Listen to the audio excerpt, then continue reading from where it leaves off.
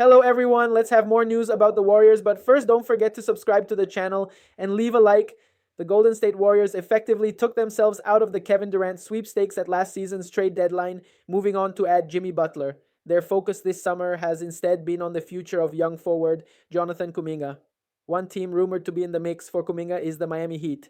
After moving on from Butler last season, they look lost at sea, trying to find their way back to contention. They were heavily in the mix to trade for Kevin Durant themselves, but were not willing to include their best assets. Now that Durant has been traded to the Houston Rockets, the Heat are free to move on to Plan B, Jonathan Kuminga. There are significant barriers to any Jonathan Kuminga trade this summer.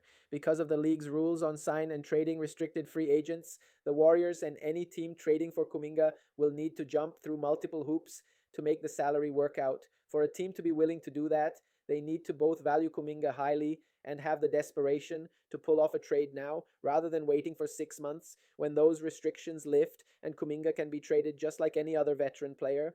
The Miami Heat might just be desperate, however.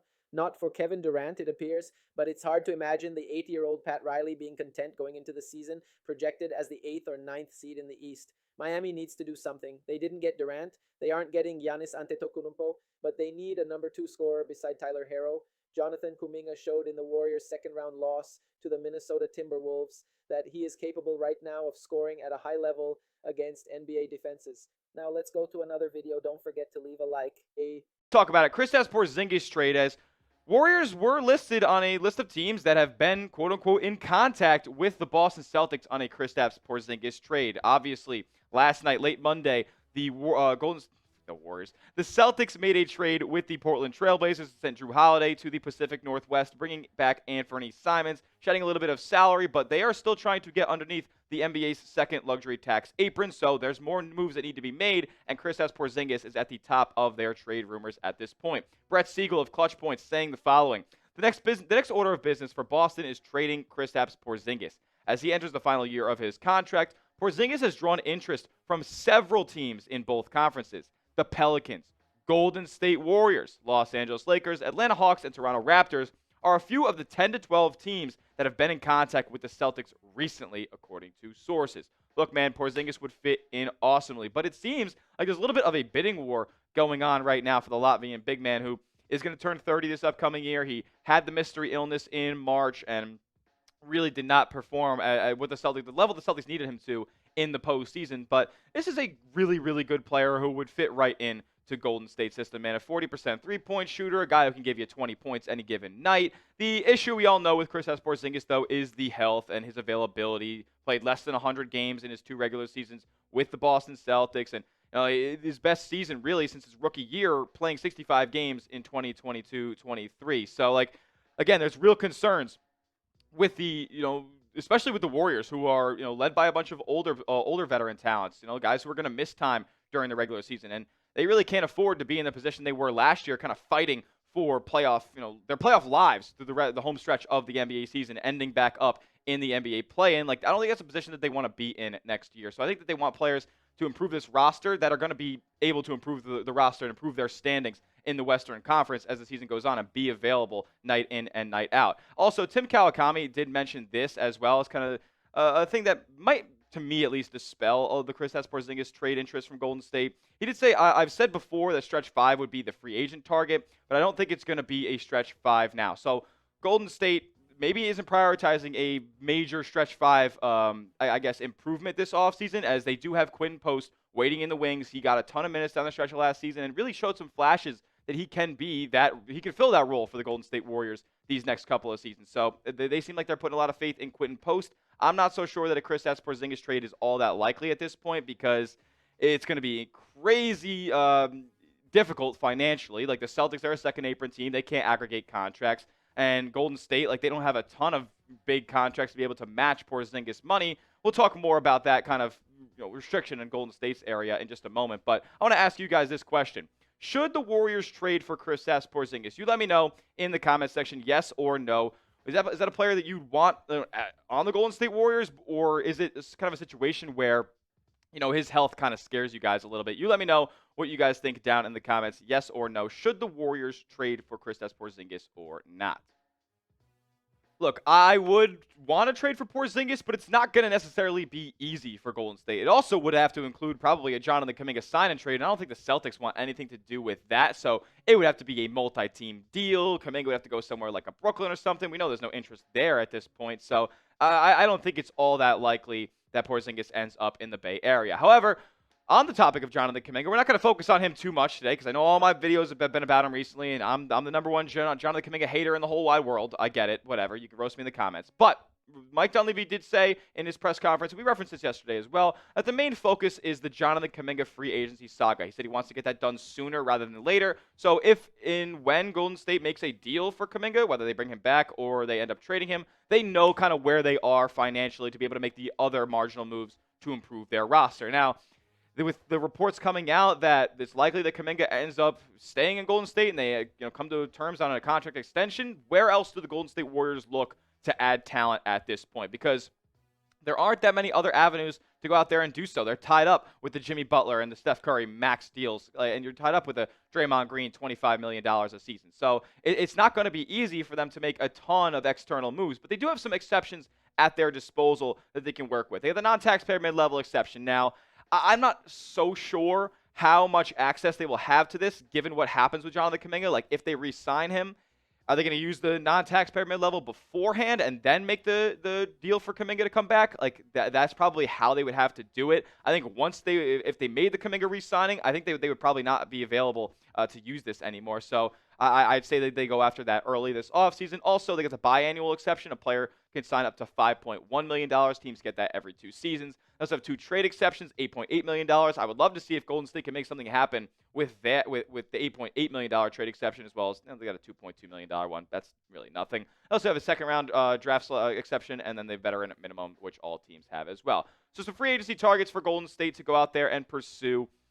I mean, look, these guys, are any of them going to be ultra needle movers? I mean, maybe Bobby Portis, Nickeil Alexander-Walker could do that for you, but look, Golden State has their superstars. Like Mike Dunleavy has said, they're probably not going to be in the market for a superstar added or superstar level salaried player this offseason. So you look at Bobby Portis or Nickeil Alexander-Walker, 2 legit off the bench like rotation pieces that Golden State would thrive with. I think they both fit in awesome, as well as Santi Aldama, stretch big, can be physical as well. I like Aldama's game. Karis LeVert is an off the bench, scoring guard. Golden State does not have a ton of shot creation. I wouldn't mind him at all. Maybe if you get him the biannual, that would be insane. Larry Nance Jr. is a name you could get for a little bit cheaper, though, in my opinion. And he's been solid, but has not been available over the past season or so. So I would take a flyer on him as a cheap addition for Golden State. Look, man, it's not going to be easy. But Dunleavy did say on trades this offseason, they will be in the mix, but it takes 2 to tango, and Golden State doesn't have a lot of desirable assets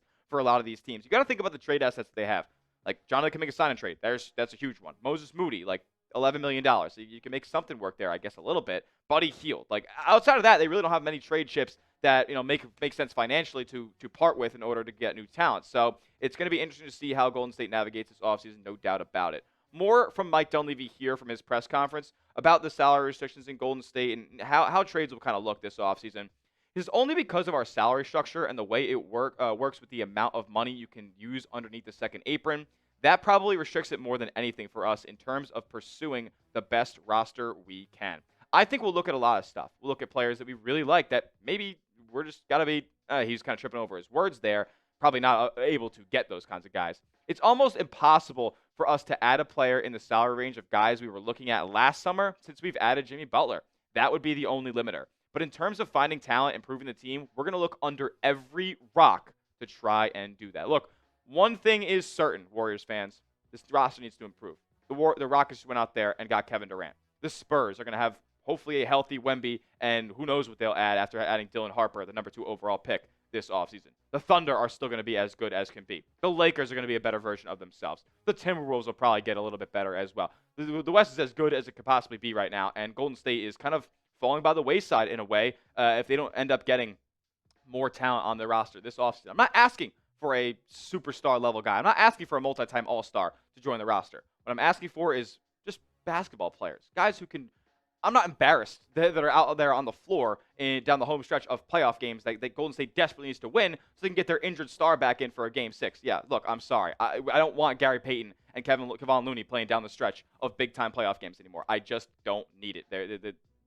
The Warriors are better than that, and Steph deserves more than that. Who's your guy? Name a player the Warriors should add this offseason, whether it's via trade, whether it's via free agency. You let me know who you want wearing blue and gold next season.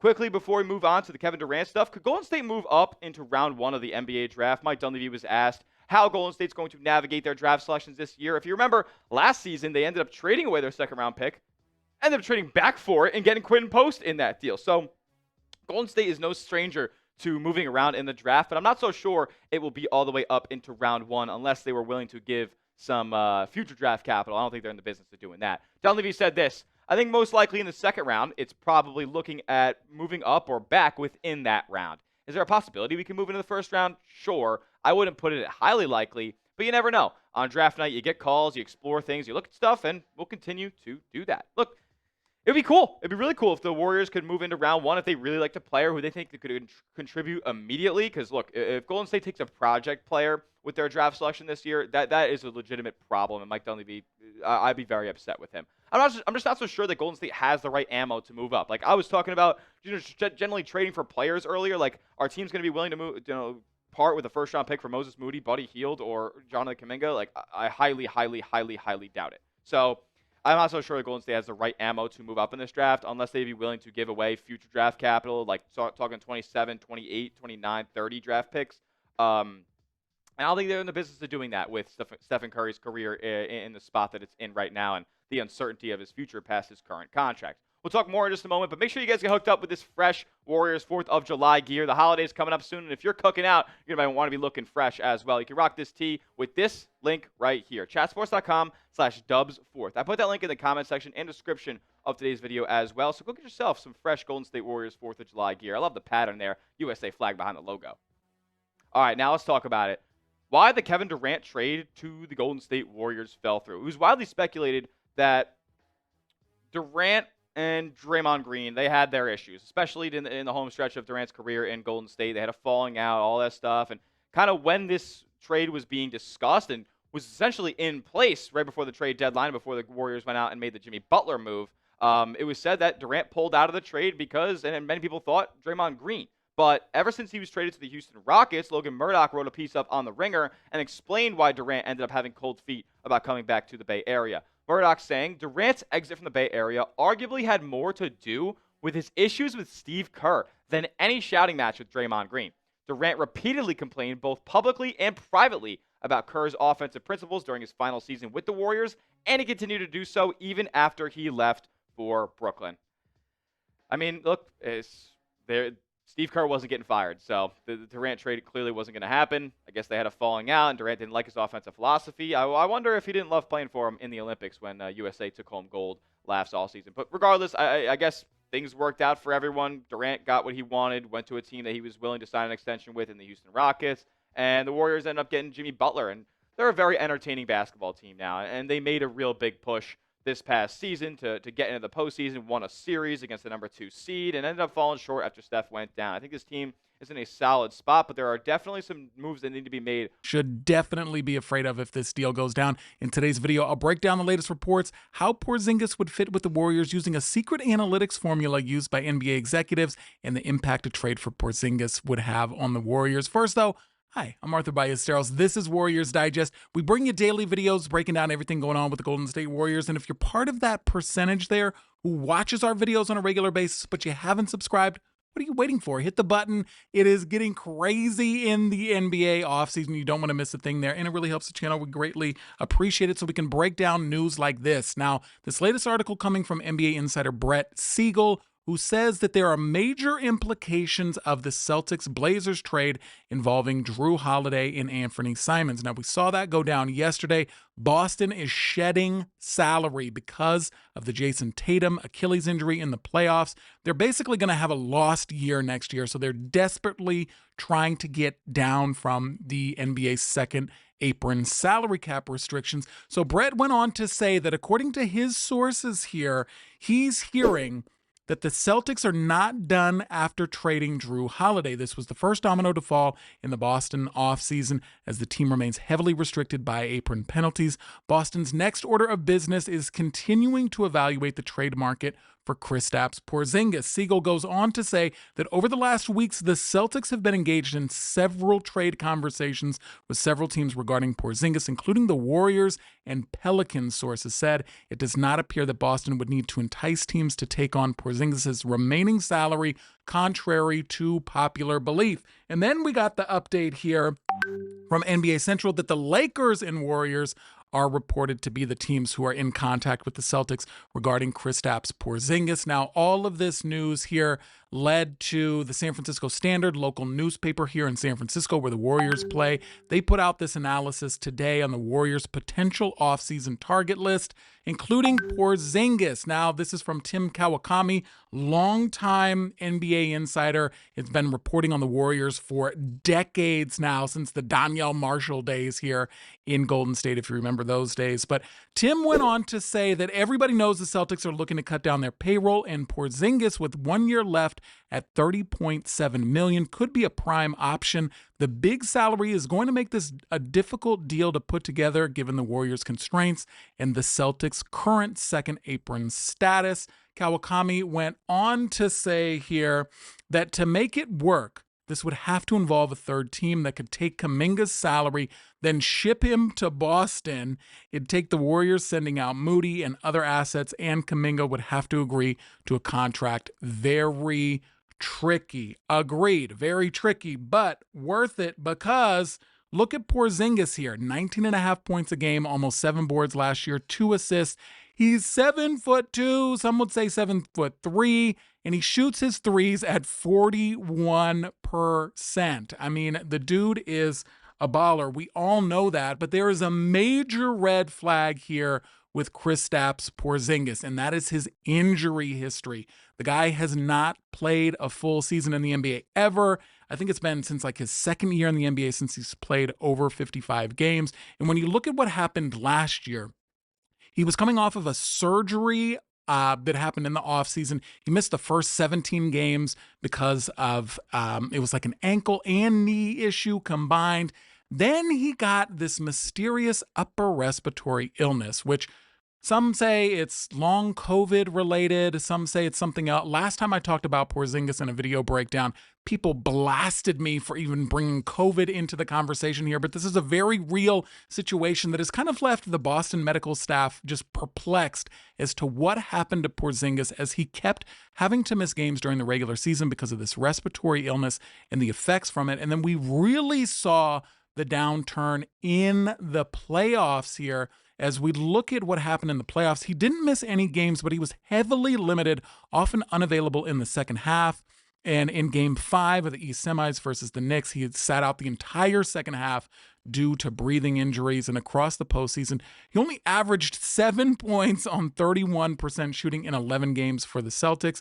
And, the coaches confirmed that he couldn't breathe in multiple games and likened his symptoms to energy zaps and fatigue. Not the type of guy that you want to pay $30 million for and rely on in the playoffs when this still seems to be a lingering issue. There's a lot of talk in Boston about how they just can't really pinpoint what's going on with Porzingis and this injury here. And when you look at his playoff stats over the 4 years that he has played in the playoffs, and this is why the Warriors would need him, is for this extended playoff run to get a little bit of scoring out of that 5 spot, to get some rim protection, to get somebody who can stretch the floor like he can, like no other center in the league can. He's got deep elite range. But look at what happened last year. Only able to start 7 of the 11 Celtics playoff games. Again, only scoring 7.7 points. His 3-point shooting dipped to 15% on 2.5 attempts per game. Field goal shooting, again, 31%, only able to play 21 minutes there. And you see he kind of has a history of not performing up to his regular season stats in the playoffs. Now, the year before, when the Celtics won the championship in 2024, he only averaged 12 points a game during that playoff run, only starting in 4 games, only playing 7 overall. Now, he had some injury issues there as well.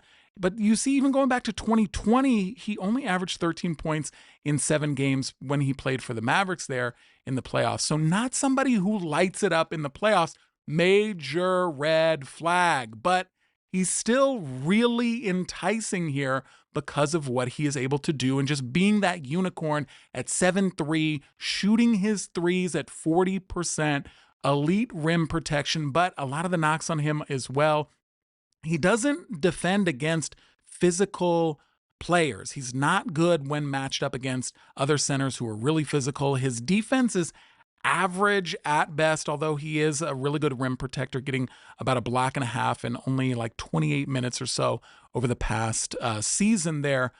But now let's apply our favorite tool, cosine similarity. If you're new to this channel, welcome here. This is an advanced math formula that NBA executives use to see how a player will fit with the team. Now, all of this looks confusing. If you've seen this before, you know it, but I'm going to run through it real quickly here. The way that this works, cosine similarity and all of this math, it's NBA teams use this to find player replacements. They compare rookies to veterans, or they can cluster players by style, which is kind of what we're going to do here with Kristaps Porzingis and see how he fits into the Warriors system. So what we're looking for is a number close to 1. When we run all the math, the closer we get to 1, the more that means that player matches the style that we're looking for here. So this is the style vector running the analytics on exactly what the Warriors need out of the center position going into next season to give them the best shot at winning a championship. Those different parameters break down to 3-point shooting percentage, block percentage, rebounds per game, passing, and their defensive rating or the defensive plus minus. So when we take this here and we run, why isn't this showing up? There we go. When we run the calculation here using Kristaps Porzingis' stats from last year and comparing that into the vector that the Warriors need, we get a score of 0.991, practically as close as you can get to 1, meaning he is an exceptional stylistic fit for the Golden State Warriors system, rating a nearly perfect alignment with the team's ideal center profile. When we've run this analytics model before with other players like Brook Lopez, he scores a 0.97. When we did this with Bobby Portis, he scored a 0.96. Great fits. Porzingis even better at 0.99. You basically can't find a better statistical fit for this Warriors system and what they need out of the center position here. So, I mean, it begs the question, what do you think the Warriors should do here? Do you think they should be trying to work a deal to get Kristaps Porzingis? When I explored this before and these rumors came up initially, I first was all in, but the more I research, the more I look into this mystery respiratory illness with Porzingis, the more I look into his just injury history to begin with, I don't think this is a good idea for the Warriors to eat up $30 million of their salary cap this year with a guy we don't know if we're going to be able to rely on, not only just in the regular season, but in the playoffs as well. I think that money is just spent in a better spot here. And when we look at like some of the complexity that it would take to get a deal like this done, it's just crazy. Like, this is kind of a mock that I was trying to put together just to find some way to make salaries match, to make all of these things match up in order to land Porzingis on the Warriors. As you can see, incredibly complicated, would most likely involve giving up Jonathan Kuminga, who would need to be spun off to another team there, and Moses Moody. I don't know. I just think that the Warriors can find a solution here, hopefully that is going to fit more realistically within their salary cap limitations, whether it be a mid-level exception type of deal at $14.1 million, trying to bring in either Brook Lopez or Bobby Portis, or maybe seeing, I mean, I think that when you're talking about spending about $30 million on a center, that money to me right now would be better spent looking for a way to get Naz Reid into the fold. Now, I just think that all of this is out of the question. I don't think that this is going to be realistic for the Warriors, and I think that it's just too high a price to pay for a guy with too many questions and too many limitations in the playoffs. But I want to hear what you have to think. You let me know. Do you think the Warriors should be pursuing Porzingis? He's a perfect fit. How do you feel about it? Do you think this would be too much to give up for it? I mean, if they're able to get a rock bottom price for Porzingis, sure. but the salaries just don't match up. I don't think that there's any way that this can happen. And I will make a note here. I don't think that this is going to be as easy for the Warriors to do because it's very clear that the Celtics want expiring deals. When they did that deal for Anthony Simons, a big part of that was the fact that his deal is expiring at the end of the year, and they were able to get out from under Jrue's Holiday's contract, which had like $75 million remaining on it. The Celtics want draft. After weeks of the intense Kevin Durant saga, the Phoenix Suns have finally found the 15-time NBA All-Star a new home. On Sunday, the Houston Rockets reportedly sent Jalen Green, Dylan Brooks, the 10th overall pick, and 5 second-round picks to the Suns in exchange for Kevin Durant, per ESPN's Shams Charania. The Rockets were one of a handful of potential suitors for Durant, as teams like the San Antonio Spurs, Miami Heat, and Toronto Raptors were commonly mentioned as top destinations. Charania reports that the Suns engaged in deep conversations with both the Rockets and Heat over the last 24 hours before striking a deal. Since the Heat struck out on Durant, they are expected to look in a different direction to fill a similar void. The Heat have been linked to Sacramento Kings star DEMAR DEROZAM recently. However, a new report from Miami Herald's Barry Jackson and Anthony Chung suggests they are not targeting him and Golden State Warriors forward Jonathan Kuminga, even after Sunday's blockbuster. Two players who have been linked to Miami in published reports, Sacramento Kings forward DeMar DeRozan, who is said to be available, and Golden State impending restricted free agent Jonathan Kuminga, had not been the focus of Heat discussions as of Sunday afternoon, two sources said, Jackson reported. The expectation for Miami was certainly to target a player like DeRozan if they missed out on Durant, especially since DeRozan comes at such a cheaper price tag, and Miami's reported trade offer for Durant suggests they were not willing to spend too much on the former Suns star. Also, the source said that Miami was never willing to offer more than one first-round pick, Jackson wrote. And you, fan, what do you think about DeMar DeRozan's situation? Leave your opinion in the comments.